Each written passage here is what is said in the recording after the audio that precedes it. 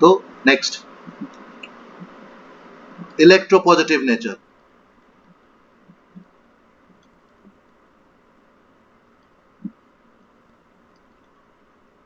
तो what is electropositive nature?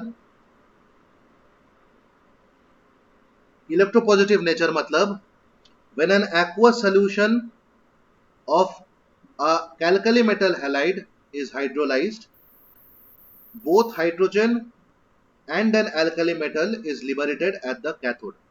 Electropositive मतलब होला when an alkali metal halide, लिख लो, when an alkali metal halide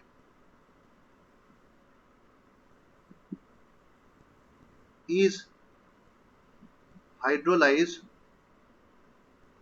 either in molten state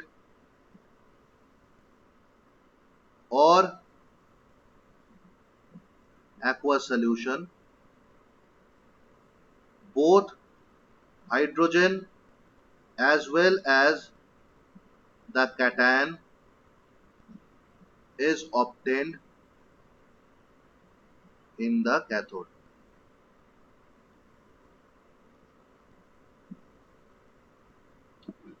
जैसे कि मैं एक कंपाउंड ले रहा हूं, मान लो NaCl, तो जब भी हाइड्रोलाइज होगा ये ब्रेक होगा Na plus plus Cl minus.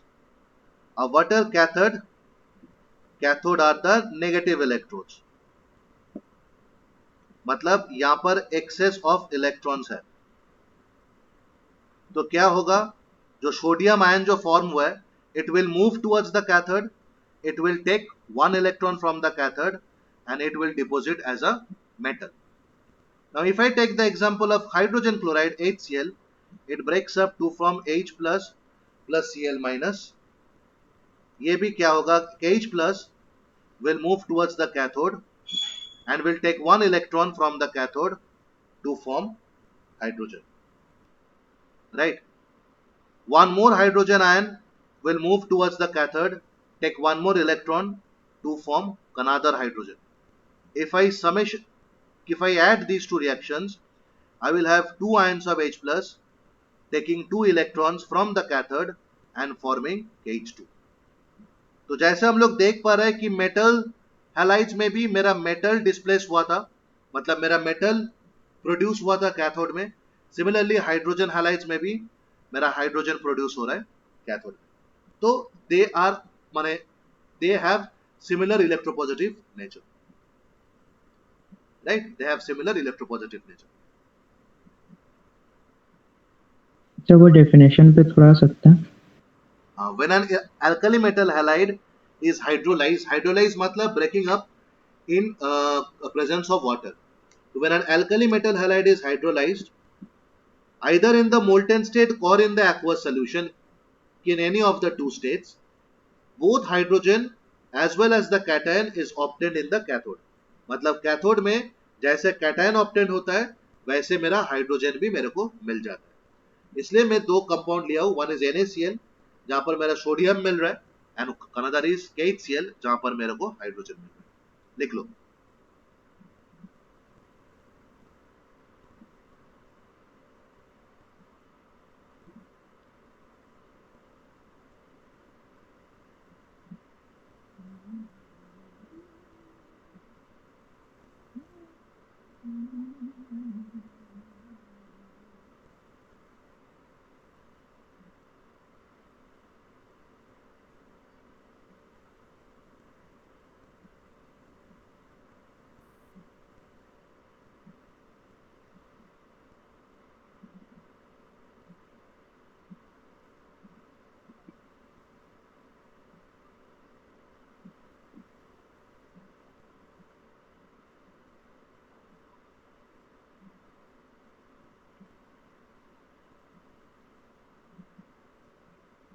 हो गया?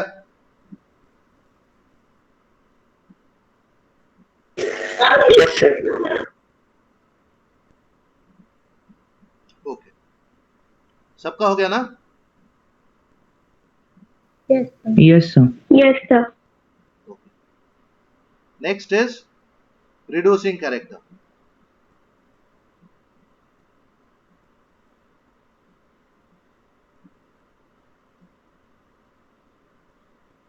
group 1 metals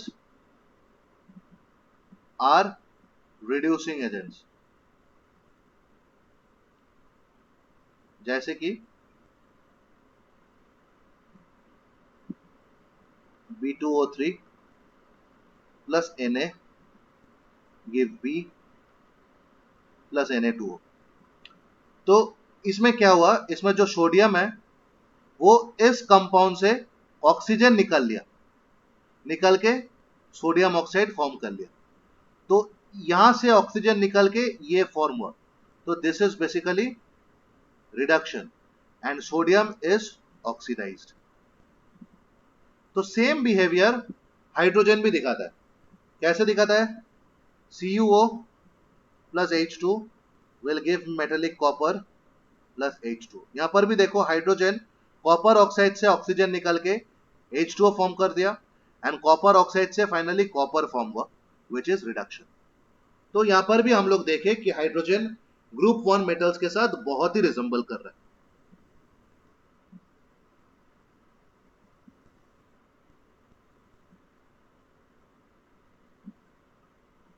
ठीक है, तो दीज आर द पॉइंट्स जहां पर हम लोग देख सकते हैं कि hydrogen is resembling the group 1 metals. अब यहां तक आके अगर कहानी खत्म होता तो सब कुछ खत्म हो जाता। बट अभी हम लोग देखेंगे कि हाइड्रोजन नॉन मेटल के साथ भी कितना खूबसूरत तरीका में रिजेंबल करता है। तो मेरा नेक्स्ट जो सेक्शन है that is resemblance with halogen.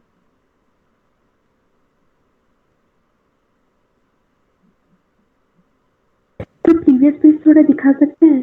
एक सेकंड रुक जाओ। हाँ देखो,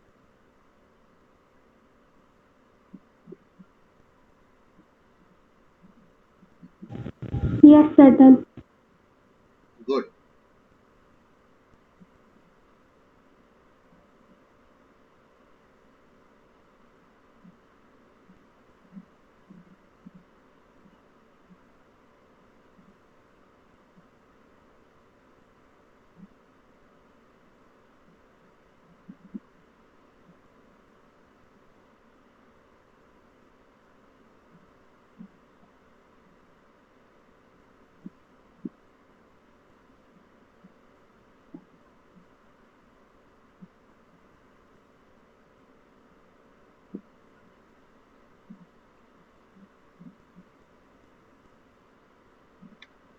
next is resemblance with halogens. तो पहले चीज आता है इलेक्ट्रॉनिक कॉन्फ़िगरेशन। तो हैलोजेंस आर, जैसे मैं बोला, ग्रुप 17 एलिमेंट्स, लास्ट ऑर्बिट में 7 इलेक्ट्रॉन्स रहते हैं। तो let us take two common halogens, fluorine and chlorine. Fluorine का atomic number is 9, therefore 2,7। Chlorine का atomic number is 17, therefore 2,8,7। We know every halogens need one electron to complete octet।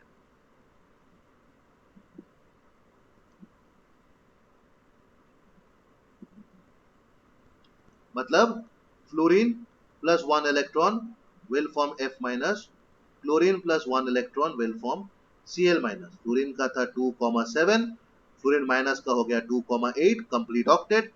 Cl का है 2,8,7, एक electron accept कर लिया, हुआ 2,8,8 complete octet. Same property hydrogen show करता है। हाइड्रोजन भी एक इलेक्ट्रॉन लेके H माइनस फॉर्म कर सकता है जिसमें इसका डुप्लेट कंप्लीट होगा। बिकॉज हाइड्रोजन के लिए मैं ऑक्टेट का कंसेप्ट नहीं लगा सकता, बिकॉज अकॉर्डिंग टू बोर पहला ऑर्बिट में 2 ही इलेक्ट्रॉन रह सकते हैं। बिकॉज हाइड्रोजन के पास एक ही ऑर्बिट है तो मैक्सिमम में डुप्लेट खत्म कर सकता हूं। तो हाइड्रोजन का भी दिस इज 1, दिस इज 2। तो हाइड्रोजन का भी मेरा सेम प्रोसेस में even hydrogen takes 1 electron to from a duplet, right. तो ये जो टेंडेंसी है एक इलेक्ट्रॉन लेके स्टेबल होने का, ये भी देखो hydrogen are matching with halogens. लिख लो।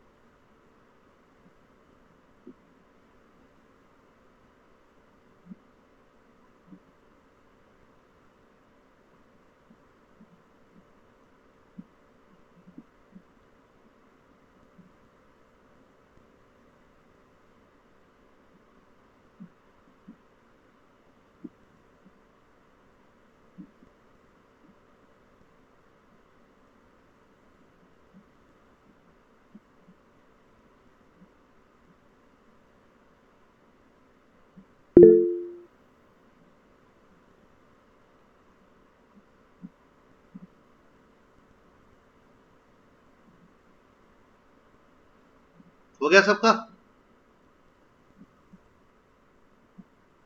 Yes, sir. गुड. नेक्स्ट मेरा जो पॉइंट ऑफ रेजम्बलेंस है, that is hydrides and halides.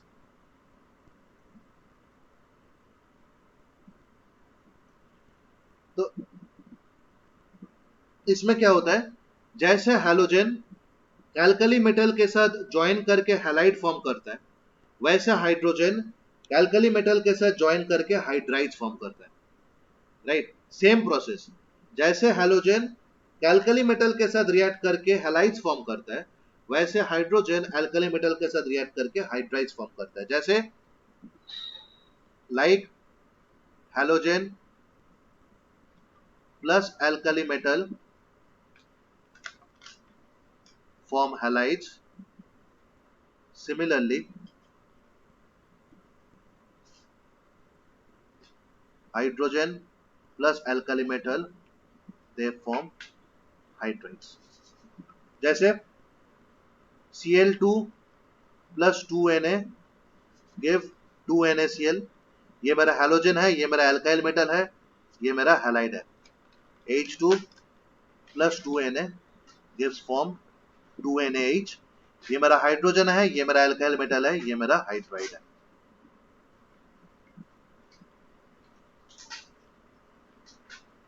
ठीक है.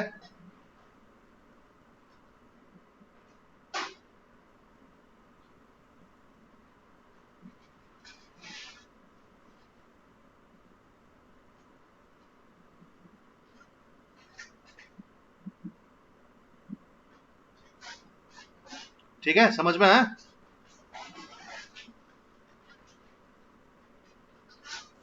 Yes, sir. सबको? Janak, Yes, Varsha, sir. Yes, sir. Ritika, Yes, Prabhjot. sir. Yes, sir. Okay.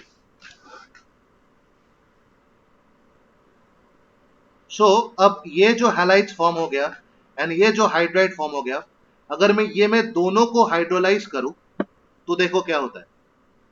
अगर मैं 2NaCl को हाइड्रोलाइज करूंगा तो मेरे पास आएगा 2Na plus plus 2Cl minus. अगर मैं 2KNaH को हाइड्रोलाइज करूंगा तो मेरे पास आएगा 2Na plus plus 2H minus. अब क्या होगा, what are anodes? Anodes are positive electrode, मतलब it will take electron. तो क्या होगा, ये जो दो क्लोरीन आयन यहां फॉर्म हुआ है, 2 chlorine ions will move towards the anode and will form Cl2, and 2 H ions will move towards the anode and will form H2. तो देखो इन लोग का प्रॉपर्टी कितना सिमिलर है. ये भी माइनस आयन फॉर्म करता है, ये भी माइनस आयन फॉर्म करता है.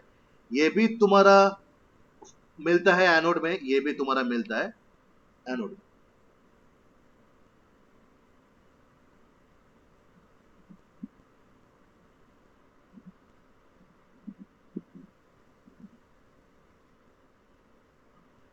ठीक है. The next similarity is formation of covalent compound.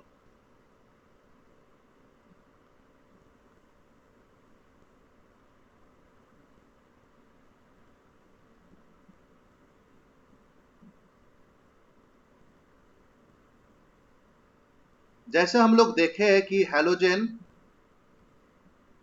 Plus कोई भी नॉन मेटल, कार्बन बोलो, ऑक्सीजन बोलो, फास्फोरस बोलो, कोई भी नॉन मेटल जो कंपाउंड फॉर्म करता है, that is a covalent bond.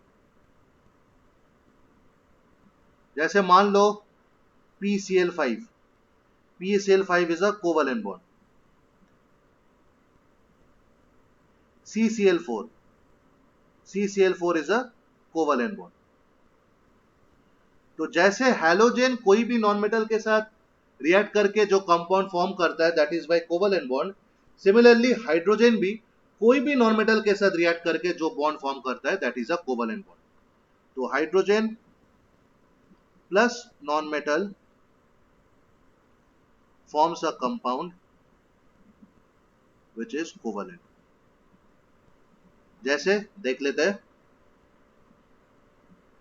NH3, CH4, PH3, H2S, ये सारे देखो नाइट्रोजन नॉन मेटल है, कार्बन नॉन मेटल है, फॉस्फोरस नॉन मेटल है, सल्फर नॉन मेटल है।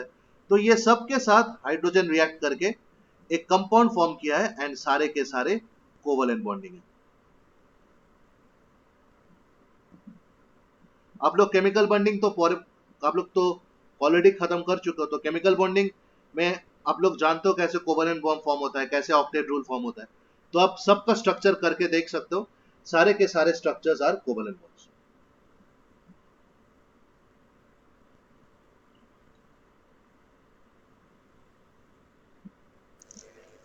Sir formation of covalent compound के ऊपर वाला फिर से एक बार बता सकते हैं? हाँ लिखो।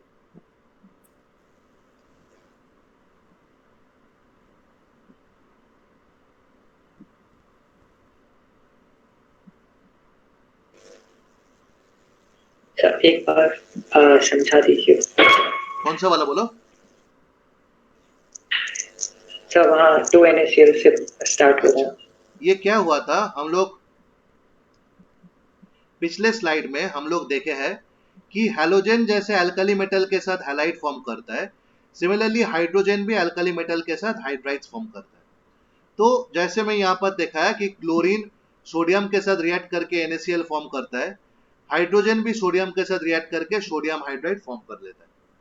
अब ये जो sodium chloride and sodium hydride form हुआ है, अगर मैं ये दोनों को हाइड्रोलाइज करूं, तो मेरे को, अगर मैं सोडियम क्लोराइड को हाइड्रोलाइज करूं, तो मेरे को कैसे ब्रेक होगा कंपाउंड? तो मेरे को मिलेगा 2Na plus plus 2Cl minus. Similarly अगर मैं सोडियम हाइड्राइड को हाइड्रोलाइज करूं, मेरे को मिलेगा 2Na plus plus 2H minus. अब ये जो यहाँ पर नेगेटिव आयन फॉर्म हुआ है, this will move towards the anode. Why? Because anode are basically positive electrode, इसमें ये इलेक्ट्रॉन लेता है। तो 2Cl माइनस जब एनोड के तरफ जाएगा, ये अपना जो एक्स्ट्रा इलेक्ट्रॉन है वो ट्रांसफर कर देगा एनोड को, और ये फॉर्म करेगा Cl2। सिमिलरली जो 2H plus 2H minus ion जो फॉर्म हुआ है यहां से, ये भी एनोड के तरफ जाएगा, अपना 2 एक्स्ट्रा इलेक्ट्रॉन देके हाइड्रोजन गैस फॉर्म कर लिया। तो यहां पर हम लोग देख पा रहे हैं कि अल्कली मेटल्स के साथ हाइड्रोजन एंड हैलोजन का बिहेवियर सेम। वही नहीं रुकता, अगर मैं हैलाइड्स को हाइड्रोलाइज करूं, तो मेरे को एनोड में क्लोरीन मिलेगा। अगर मैं हाइड्राइड को हाइड्रोलाइज करूं, तो मेरे को एनोड में हाइड्रोजन मिलेगा। इससे ही प्रूव होता है कि हाइड्रोजन और हैलोजन कितना सिमिलर है। ठीक है, समझ में आया?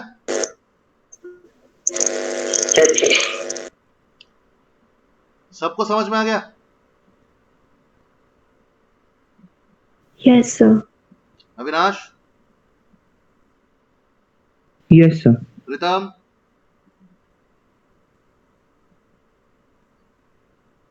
Yes sir.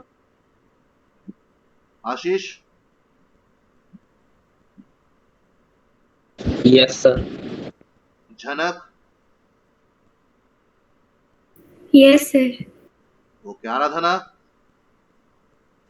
Yes sir. Good, ठीक। अब मजे के बात यह है कि अगर इतना सिमिलरिटी होता, तो आइदर मेरा हाइड्रोजन हैलोजन के साथ होता, या मेरा हाइड्रोजन होता मेरा अल्कली मेटल्स के साथ। बट हाइड्रोजन अल्कली मेटल के साथ, बट हाइड्रोजन हैलोजन के साथ क्यों नहीं है? एंड हाइड्रोजन को मैं क्यों पहला एलिमेंट माना है in spite of it being similar to alkali metals? उसका कुछ रीजंस है। तो अब हम लोग हेडिंग देंगे कि वो दो प्रॉपर्टी जिसके लिए hydrogen differs from both alkali metal as well as halogen. तो these are properties that differentiates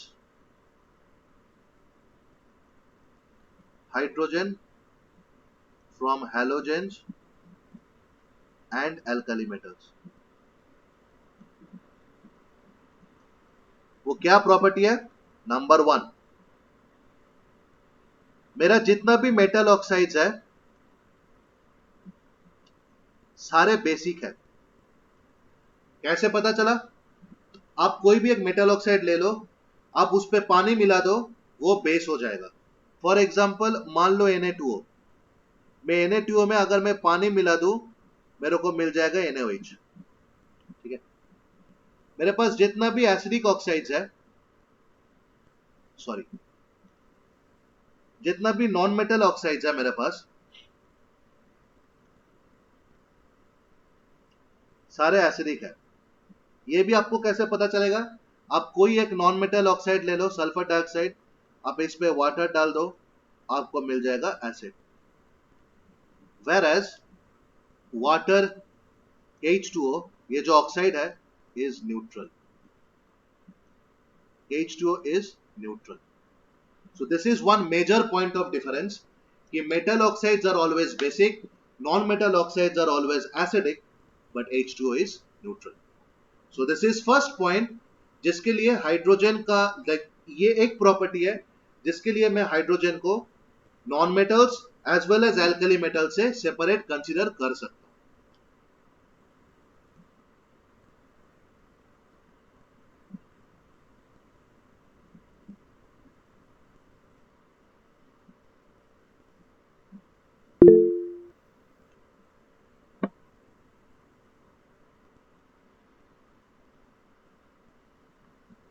CO is neutral.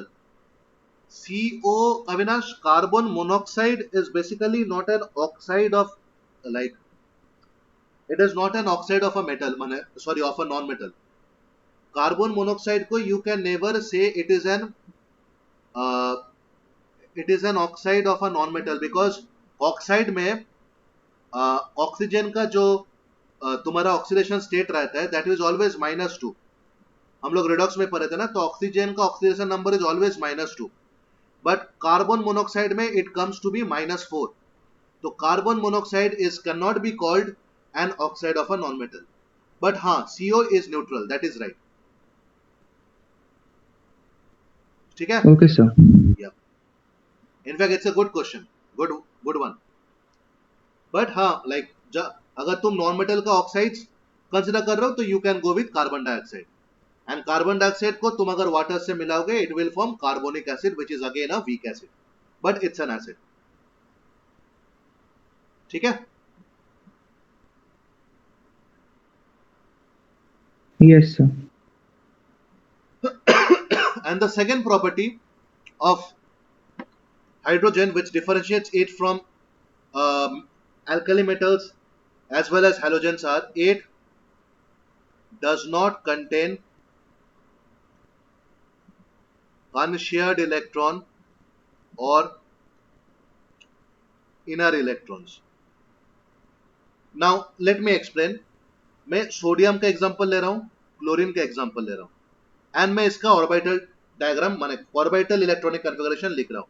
This is 1s2 2s2 2p6 3s1, this is 1s2 2s2 2p6 3s2 3p5। ठीक है, तो यहां पर देखो, ये मेरा last electron, last shell है, उसमें मेरा एक ही इलेक्ट्रॉन है, मंजूर है, बट इसका पीछे बहुत सारे ऑर्बिटल्स है जहां पर ऑलरेडी इलेक्ट्रॉन्स है। Those are called inner electrons, जो अंदर के तरफ रहता है। क्लोरीन में भी ये मेरा लास्ट शेल है, यहां पर मेरा लास्ट ऑर्बिटल है, ये मेरा लास्ट शेल है जहां पर 7 इलेक्ट्रॉन्स है, मंजूर है, बट यहां पर भी लास्ट ऑर्बिट के अंदर जितना भी ऑर्बिट्स है, सब में मेरा इलेक्ट्रॉन्स है। बट हाइड्रोजन क्या है? Hydrogen is 1s1। इसके अंदर, इसके पीछे कोई और ऑर्बिटल नहीं है, कोई और ऑर्बिट्स नहीं है जहां पर इलेक्ट्रॉन रह सकता है। तो hydrogen do not contain any inner electrons and it does not contain unshared electron. जैसे कि अगर मान लो सोडियम का ये इलेक्ट्रॉन शेयर हुआ, तो ये कभी भी शेयर नहीं होगा। जैसे क्लोरीन का मान लो, क्लोरीन का तो बहुत कॉमन एग्जांपल है, क्लोरीन का 7 इलेक्ट्रॉन्स है, तो बट अगर मैं इसका लाइक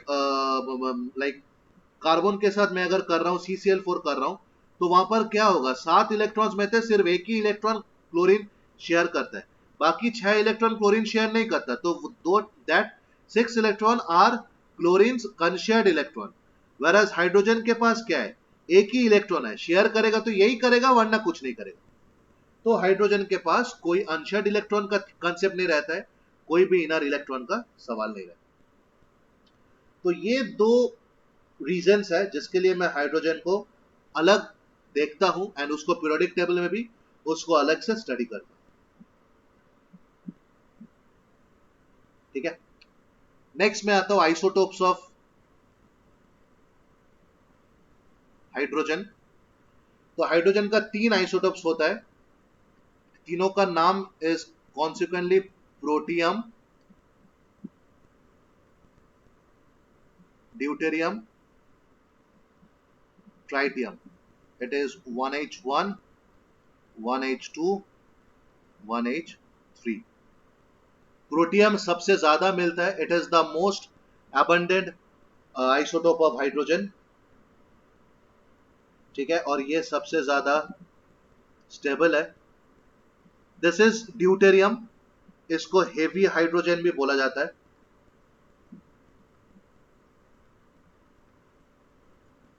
बिकॉज इसके अंदर एक न्यूट्रॉन आ गया जिसके लिए इसका मास बढ़ जाता है। And these are tritium, this is radioactive. तो tritium always breaks up into deuterium as well as protium. नहीं, सॉरी, दिस इज रॉन्ग। तो tritium is radioactive in nature.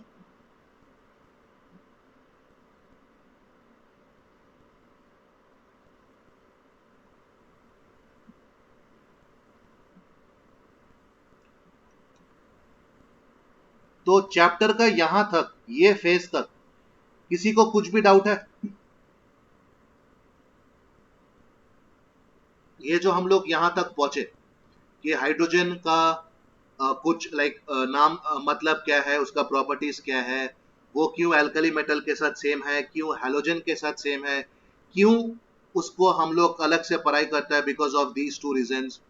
तो ये जो चीज हम लोग, ये जो अभी तक हम लोग पढ़े, इसमें ऐसा कुछ भी है जो समझ में नहीं आया?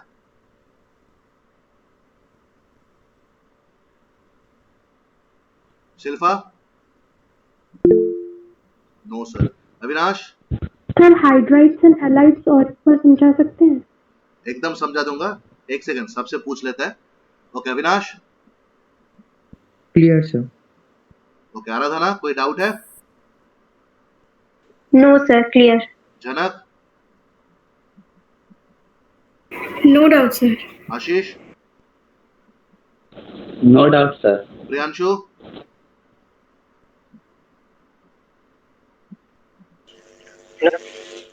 Prabhjot? Varsha? Yes sir, clear. Pritam? No doubt sir. Okay, हाँ। तो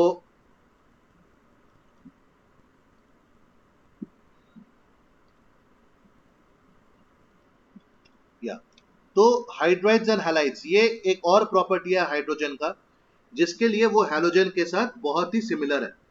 जैसे देखो, हैलोजन जब भी अल्कली मेटल के साथ रिएक्ट करता है तो वो हैलाइड फॉर्म करता है। सिमिलरली हाइड्रोजन जब भी अल्कली मेटल के साथ रिएक्ट करता है वो हाइड्राइड फॉर्म करता है। अब इसको समझने का बेस्ट तरीका इज टेक सम एग्जांपल्स। तो मैंने वही किया, मैंने एक हैलोजन ले लिया क्लोरीन, एक अल्कली मेटल ले लिया सोडियम। अब क्लोरीन एंड सोडियम मिलके 2 NaCl बनाएगा, तो दिस इज कॉल्ड, ये जो NaCl हुआ इट इज अ हैलाइड। क्यों हैलाइड फॉर्म होता है, माने इसका नाम हैलाइड क्यों है? बिकॉज ये हैलोजन के साथ मेटल का रिएक्शन हो रहा है। सिमिलरली जब हाइड्रोजन के साथ मेटल का रिएक्शन होगा तब उसको हम लोग बोलेंगे हाइड्राइड। जैसे मैं नीचे वाला जो एग्जांपल है वो लिया हूं, हाइड्रोजन के साथ मैं सोडियम रिएक्ट कर रहा हूं तो मेरे पास आ रहा है 2 NaH, तो that is called an hydride. अब इन लोग का जो सिमिलरिटी है वो यहीं पर आके खत्म नहीं होता। कैसे कि ये जो मेरे पास हैलाइड एंड हाइड्राइड मिला है, मैं अगर इसको हाइड्रोलाइज करूंगा, मतलब मैं अगर इसको वाटर के रेस्पेक्ट में ब्रेक करूंगा, तो मेरे को जो हैलाइड है वहां से मिलेगा sodium ion and chlorine ion, and जो हाइड्राइड है वहां से मिलेगा sodium ion and hydrogen ion.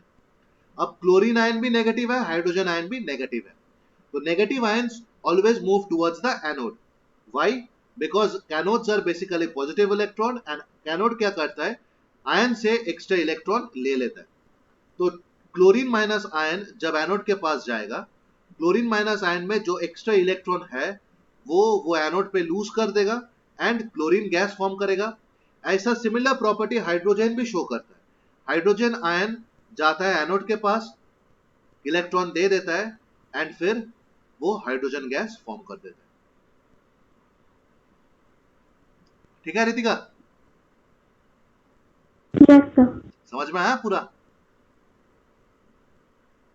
Yes, sir. Okay. So now let's start.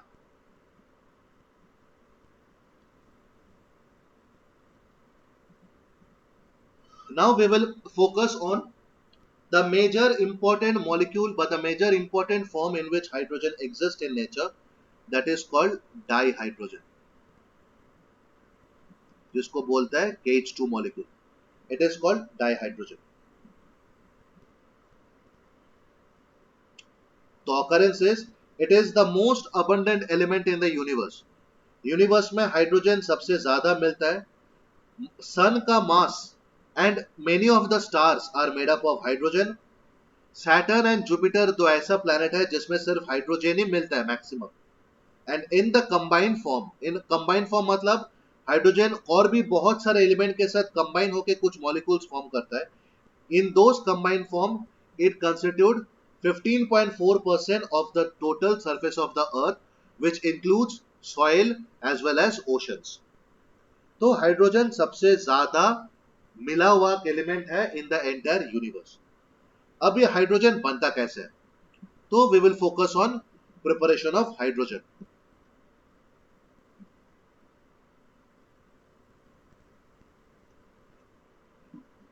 First preparation by the action of metals on water.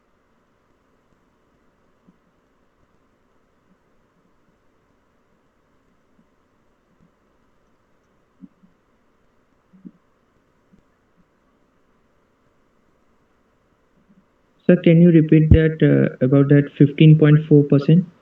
हाँ, इन द कंबाइंड फॉर्म मतलब combined form में hydrogen 15.4% लेता है of the earth's crust as well as oceans. ठीक है, मतलब अर्थ में जितना भी पॉसिबल कंपाउंड्स होता है हाइड्रोजन का, जमीन पे या पानी में सबको मिला के 15.4% होता है. अच्छा, Okay, कोई sir. बोल पाएगा एज अ जीके, या आप क्लास 9-10 में पढ़े हो, अर्थ के सरफेस में सबसे एबंडेंट एलिमेंट कौन सा है? सरफेस में, I am not talking of the atmosphere, do not से ऑक्सीजन. सरफेस में सबसे एबंडेंट एलिमेंट कौन सा है?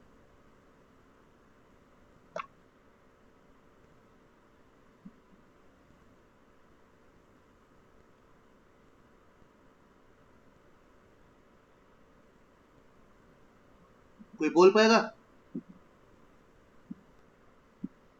आप लोग पढ़े हो, क्लास 10 में तो पढ़े हो, एकदम पढ़े हो.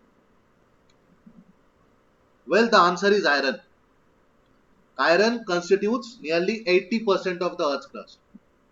ठीक है, अर्थ क्रस्ट का nearly 80%, which includes even soil as well as water. Total 80% मेरा मिलता है iron, that too in the pure form. इसके बाद तो आयरन का और आता है मैग्नेटाइट, हेमाटाइट, पायराइट्स वगैरह बहुत कुछ आता है. But iron in a pure form is the most abundant element found in the earth crust. ये याद रख दीजिए. ओके, सो कैसे हाइड्रोजन बनता है? Bye the action of metals on water. Because water में हाइड्रोजन रहता है एंड सारे मेटल्स हाइड्रोजन से ऊपर रहता है इन रिएक्टिविटी सीरीज. तो क्या करता है, मेटल वाटर से हाइड्रोजन को डिस्प्लेस करके मेटल ऑक्साइड फॉर्म करता है एंड इन टर्न मेरे को हाइड्रोजन मिलता है. देखिए, बहुत सिंपल कॉन्सेप्ट है ये. हम लोग रिएक्टिविटी सीरीज पढ़े हैं, हम लोग ये भी पढ़े हैं कि मेरा जो मेटल्स है जो हायर इन द ऑर्डर है वो lower in the order metals को अपने सॉल्ट से डिस्प्लेस करेगा. अब आप लोग को रिएक्टिविटी सीरीज पता है, सारे मेटल्स हाइड्रोजन के ऊपर है. तो हाइड्रोजन का सॉल्ट, हम लोग वाटर को भी I can consider as a salt of hydrogen. तो हाइड्रोजन का जो सॉल्ट है दैट इज वाटर, वहां से हाइड्रोजन को डिस्प्लेस कोई भी मेटल कर सकता है। ऑफ कोर्स वो मेटल है जो हाइड्रोजन से ऊपर बैठा है, जैसे कॉपर, कॉपर हाइड्रोजन के नीचे है, तो कॉपर कभी भी वाटर के साथ रिएक्ट करके हाइड्रोजन दे नहीं पाएगा। ये चीज भी याद रख दीजिएगा। मैक्सिमम मेटल्स जो हाइड्रोजन से ऊपर बैठा है रिएक्टिविटी सीरीज में, सारे मेटल्स वाटर के साथ रिएक्ट करके ऑक्साइड बना लेते हैं एंड हाइड्रोजन को डिस्प्लेस कर देते हैं। जैसे sodium plus H2O will form Na2O plus H2. Calcium plus H2O will form calcium oxide plus H2. ये सारे मेटल्स देखो हाइड्रोजन से ऊपर है रिएक्टिविटी सीरीज में। बट मैं अगर कॉपर का बात करूं, copper plus H2O is no reaction. Silver plus H2O is no reaction. Gold plus H2O is no reaction. Because ये सारे metals are lower than hydrogen in the reactivity series. समझ में आया आप लोग को मैं क्या बोलने का कोशिश कर रहा हूं?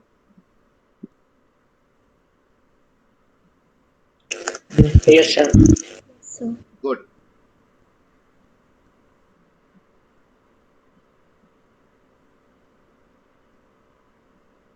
अब ये जो रिएक्शंस में लिखा हूं लाइक सोडियम एंड वाटर, ये बहुत जनरलाइज्ड एक कंसेप्ट है। अब यहां पर बहुत सारे मेटल्स है जो कोल्ड वाटर से ही रिएक्ट कर जाता है, बहुत सारे मेटल्स है जिसको रिएक्ट करने के लिए बॉइलिंग वाटर रहता है, एंड बहुत सारे मेटल्स है जिसको जब तक आप स्टीम के साथ रिएक्ट नहीं कराएंगे तब तक ये हाइड्रोजन देगा नहीं। तो ये जो डिफरेंस है, बहुत सारे मेटल्स कोल्ड में रिएक्ट करता है, बहुत सारे मेटल्स हॉट में रिएक्ट करता है, ये बेसिकली डिपेंडेंट होता है on the reactivity of the metals. जैसे हम लोग पढ़े कि सोडियम एंड पोटेशियम सबसे रिएक्टिव मेटल्स है, तो सोडियम एंड पोटेशियम को आप सिर्फ ठंडा पानी में मिला दो, ये सोडियम ऑक्साइड फॉर्म करेगा, हाइड्रोजन गैस दे देगा। अब सोडियम एंड पोटेशियम के नीचे जो भी मेटल्स है, जैसे मान लो आप मैग्नीशियम, एल्युमिनियम, ये ठंडा पानी से रिएक्ट नहीं करता है बिकॉज इसका रिएक्टिविटी सोडियम एंड पोटेशियम से कम है। तो किन लोग को रिएक्ट कराने के लिए मेरे को बॉइलिंग वाटर देना पड़ेगा। अब मान लो आयरन, आयरन ये चारों मेटल से बहुत नीचे है, ऑफ कोर्स हाइड्रोजन से ऊपर है बट बहुत नीचे है। तो क्या होता है, आयरन भी मेटल्स के साथ तब तक रिएक्ट नहीं करता है, लाइक वाटर के साथ तब तक रिएक्ट नहीं करता है जब तक ना वो बॉइलिंग स्टीम हो। तो ये फर्क होता है एंड यहां से हम लोग को पता चलता है कि कौन सा मेटल ज्यादा रिएक्टिव है, कौन सा मेटल कम रिएक्टिव है। तो मैं लिख दे रहा हूं, आप लोग नोट कर लो।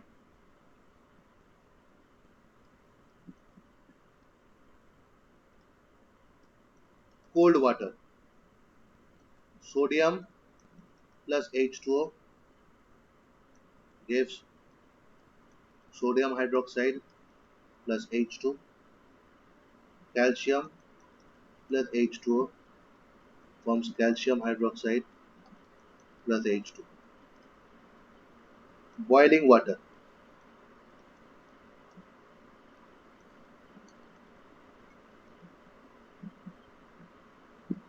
magnesium plus H2O boiling will form magnesium oxide plus H2. Aluminium plus H2O boiling forms aluminum oxide plus H2. Steam, iron plus water, steam. It is a reversible process. Fe3O4 plus H2.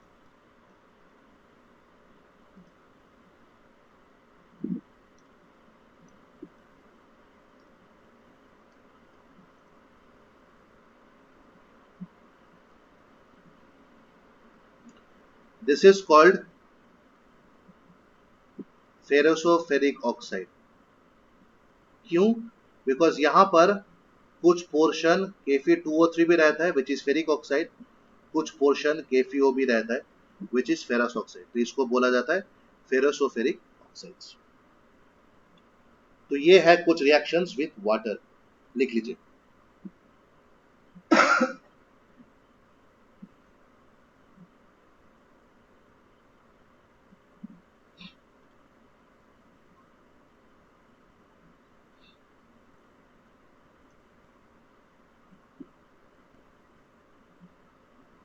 तो अविनाश में लिखा ना aluminium, aluminium boiling water के साथ react करता है।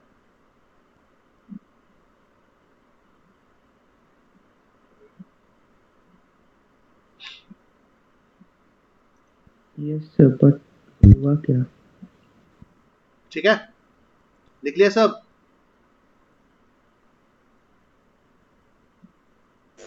Yes. Yes, sir. कोई doubt है?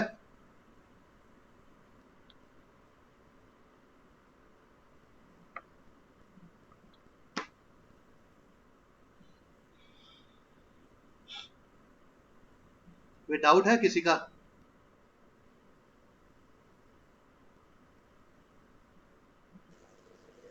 No, sir. Okay, so this is all for today.